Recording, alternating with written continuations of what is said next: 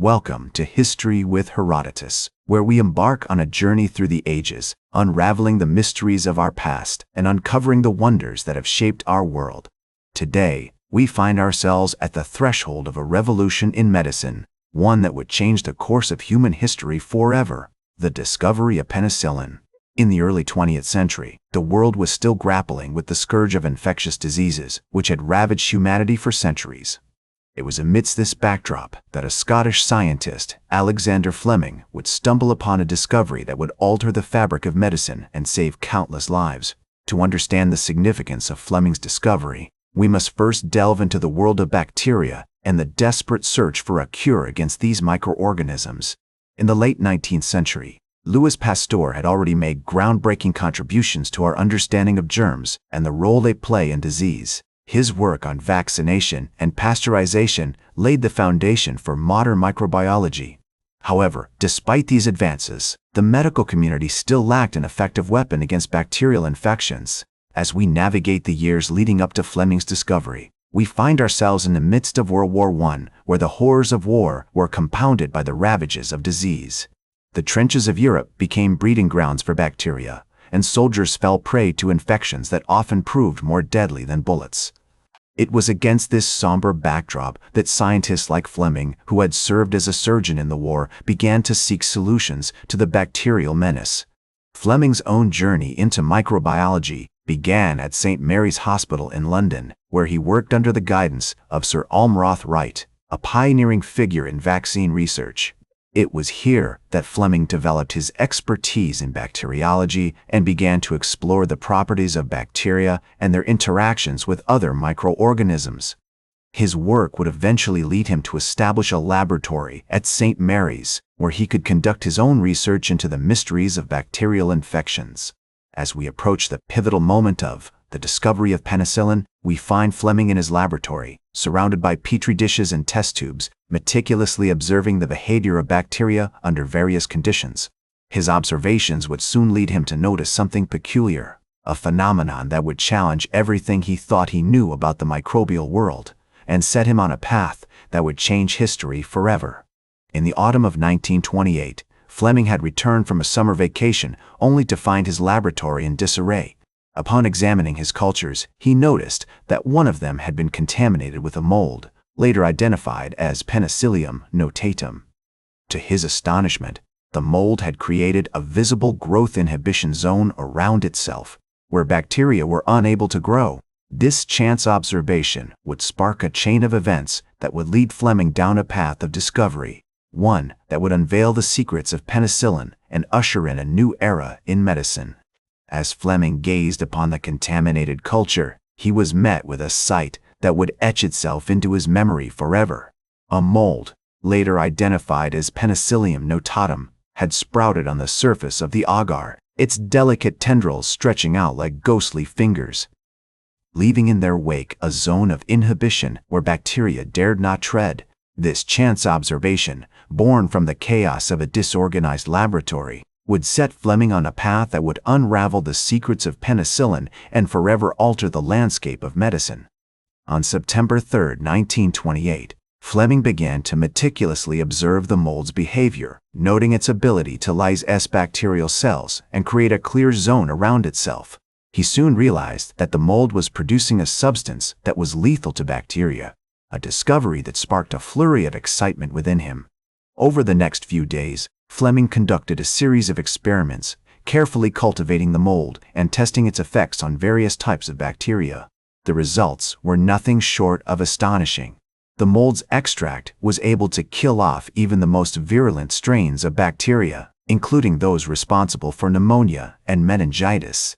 As news of Fleming's discovery spread throughout the scientific community, he began to receive visits from colleagues eager to learn more about his findings.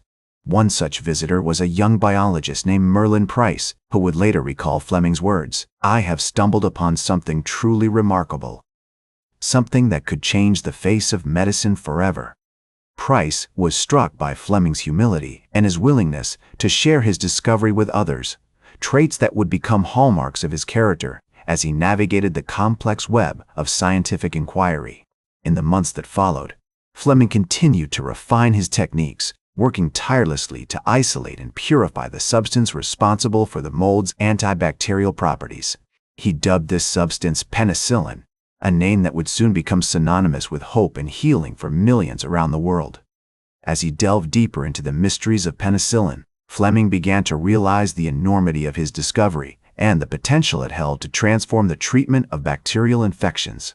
On February 14, 1929, Fleming presented his findings to the Medical Research Club in London, an event that marked a turning point in the history of penicillin. His presentation was met with a mix of awe and skepticism, as some in attendance struggled to comprehend the significance of his discovery.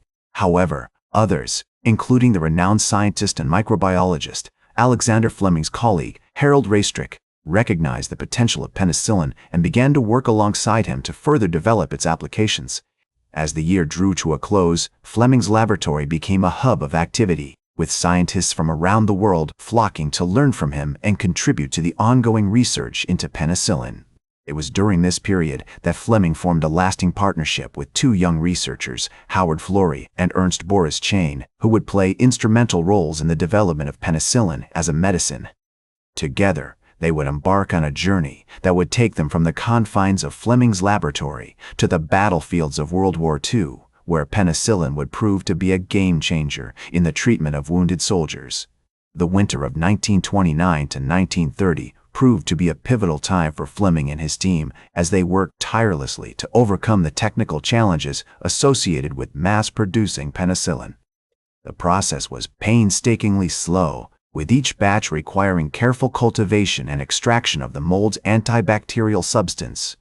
However, with each successive trial, they edged closer to their goal, driven by a shared vision of a future where bacterial infections were no longer a death sentence. In the early months of 1930, Fleming's laboratory became a flurry of activity as he and his team worked around the clock to perfect their techniques. It was during this period that they developed a method for freeze-drying penicillin, a breakthrough that would enable its transportation and storage without compromising its potency. This innovation would prove crucial in the years that followed, as penicillin began to be distributed to hospitals and clinics around the world. As the years went by, Fleming's laboratory continued to hum with activity, with his team refining their techniques and expanding the scope of their research. The discovery of penicillin had sent shockwaves throughout the scientific community, and Fleming became an international celebrity, hailed as a hero for his groundbreaking work. However, he remained humble and dedicated to his craft, recognizing that there was still much to be done to fully harness the potential of penicillin. In 1941, Fleming's team, now joined by Florey and Chain, began to test penicillin on human patients with astonishing results. The first patient to receive penicillin was a police officer named Albert Alexander, who had scratched his face on a rose bush and developed a severe infection. Fleming administered penicillin to Alexander, and within days, the infection had begun to clear up. This breakthrough marked the beginning of a new era in medicine, as penicillin began to be used to treat a wide range of bacterial infections. As World War II raged on, penicillin played a crucial role in saving countless lives on the battlefield. The drug was mass-produced and distributed to military hospitals where it was used to treat wounded soldiers. Fleming's discovery had come at a critical moment in history, and its impact was felt far beyond the confines of his laboratory. In the years that followed, penicillin revolutionized the treatment of bacterial infections, saving millions of lives and transforming the field of medicine. Fleming's discovery also paved the way for the development of new antibiotics, as scientists began to explore the potential of other microorganisms to produce similar substances. Today, penicillin remains one of the most widely used antibiotics in the world, a testament to the power of scientific inquiry and the impact of a single discovery on human history. As Fleming himself once said, "The discovery of penicillin was a chance observation, but it was also the result of a lot of hard work and dedication." His words capture the essence of his story, a reminder that even the most significant breakthroughs are often the result of careful observation, meticulous research, and a deep passion for discovery. The legacy of Fleming's discovery continues to be felt today as scientists continue to explore new ways to combat bacterial infections and develop new antibiotics. The discovery of penicillin also serves as a powerful reminder of the importance of basic scientific research and the potential for even the most seemingly obscure discoveries to have a profound impact on human society.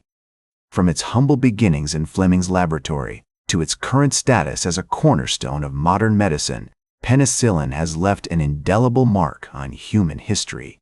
That's all for today's History with Herodotus. Remember to like, share, and subscribe. And until next time, remember that, to understand the present, we must first understand the past.